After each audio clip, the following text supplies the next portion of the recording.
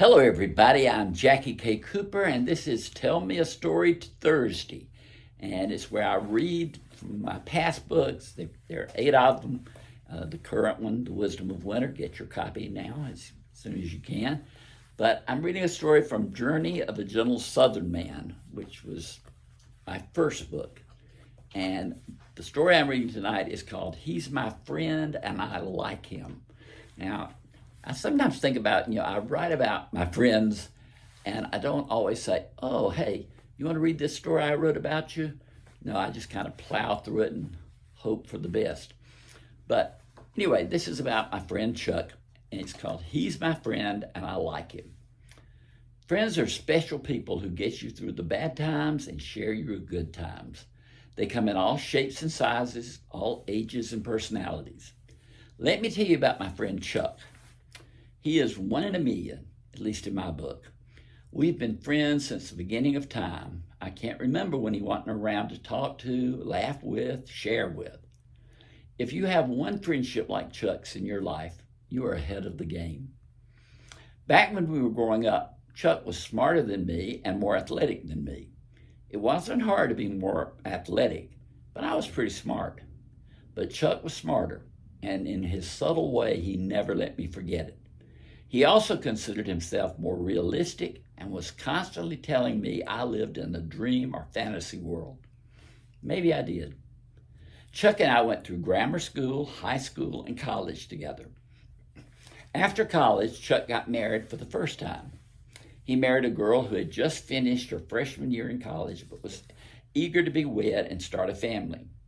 Chuck and Sally were a blissfully happy couple as they stood at the front of the church and were wed. I was right there serving as an usher for my friend Chuck. How I envied him. He now had something I wanted. I was going through a bad time as the cheerleader I'd been dating for 99 years had broken up with me. I was convinced the right girl had passed me by, and I was settling into a long bout of self-pity. Chuck and Sally were determined to find Miss Right for me. While I was in law school, I would go to see them and see the joys of married life. They tried fixing me up with one girl after another, but nothing ever came of these romantic arrangements. Chuck thought he could do everything, but he was a complete bust as a matchmaker for me. He refused to take the blame, but said I was still living in that fantasy world and still seeking the perfect woman. Chuck's advice to me was to marry a younger girl and raise her up like I wanted her to be. That was what he was doing with Sally. He was sending her back to school and was indoctrinating her with the Chuck way of living. He wanted a woman who would think for herself, but would always agree with him. Well, he got that with Sally, or at least part of it. After 2 children and a college degree, Sally thought for herself and decided she could do without Chuck. In truth, Chuck was not too broken up over this breakup, as wife number 2 was waiting in the wings. That was another part of Chuck's philosophy. Never let yourself get too attached to one woman. Fine advice for me, but I was still looking for one woman. Wife number 2 was Susie. Susie had been married at an early age and had 2 children. She didn't have a college degree. I only met Susie once, and that was when she and Chuck were on their honeymoon. They dropped by to see old lonesome me and spent a few hours. Susie looked like a sweet enough girl. She sat there doing needlepoint while Chuck and I chewed the fat. Marriage number 2 looked like a winner. While number 2 marriage progressed, I met Miss Right. Chuck said it would never last. My bride was too assertive, too independent, too pretty. I would never be able to raise her up to be what I wanted. That's what Chuck said. My friend Chuck, already with wife number 2. One day I got a call from Chuck, and he said he had decided to send Susie back to college to get her degree. Warning bells went off in my head, but I kept my mouth shut. Chuck was never any good about accepting advice, especially from me. He was the counselor in our relationship and our friendship. I was the listener. So I didn't express my views of gloom and doom about the idea. Besides, Chuck wanted a wife who could think for herself, but who would also agree with him. He got the first part again. Susie got her degree, and she also got herself a divorce from Chuck. This time Chuck was distraught. I got late night phone calls from him, and he would moan, groan, and tell me it was all over. Since Chuck and I are the same age, except he's 12 days older, I didn't like hearing life was over. But that was Chuck. He had dropped from the heights to the pits.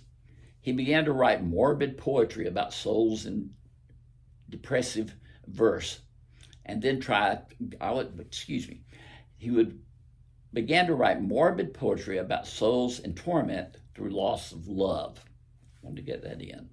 I would listen to this type of depressive verse and then try to get back to sleep. Believe me, it wasn't easy.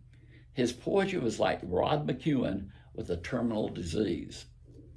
Suddenly, Chuck the philosopher gave way to Chuck the playboy. Now his calls were all about the dating life and the single scene. Masters and Johnson could have studied him. Once again, I listened to all of this and then tried to get back to sleep. It wasn't easy then either. But then it became obvious that there's nothing sadder than a 40-year-old man trying to act 25. A swinging single he was not meant to be. It took a few months of raving about the good life before he came clean and told me how much he hated it all. He was tired about asking about signs of the zodiac. He was tired of worrying about gaining weight and losing his hair. He was tired of playing the field when he had to carry the ball all the time. He wanted to be married again, but this time he couldn't find Miss Right. The story has a happy ending. Chuck did get married again. Wife number 3 is older than any of the previous wives were at the time they wed Chuck. She has her degree as well as a master's degree. She and Chuck seem to be doing fine. The secret this time out, Chuck says the secret of happy marriage is to find someone who really likes you. He claims neither of the first two ever really liked him. If they had, they would have tried to change him rather than just biding their time and then hitting the divorce court. As for my marriage, after 16 years, he thinks it might work out after all, but he keeps giving me advice on how to make it last. Advice I rarely use, but I let him keep on talking. This has always been the way with our friendship. He talks, I listen. He's the realist, I'm the dreamer. He knows it all, I know a little. Friendships are funny. They take different shapes and sizes, different roles and aspects. Mine with Chuck is 1 in a million. I didn't want to be like him. I don't want my sons to be like Uncle Chuck. But he's my friend and I like him. And when he needs me, I will be there for him just as he has always been there for me. And like the song says, that's what friends are for.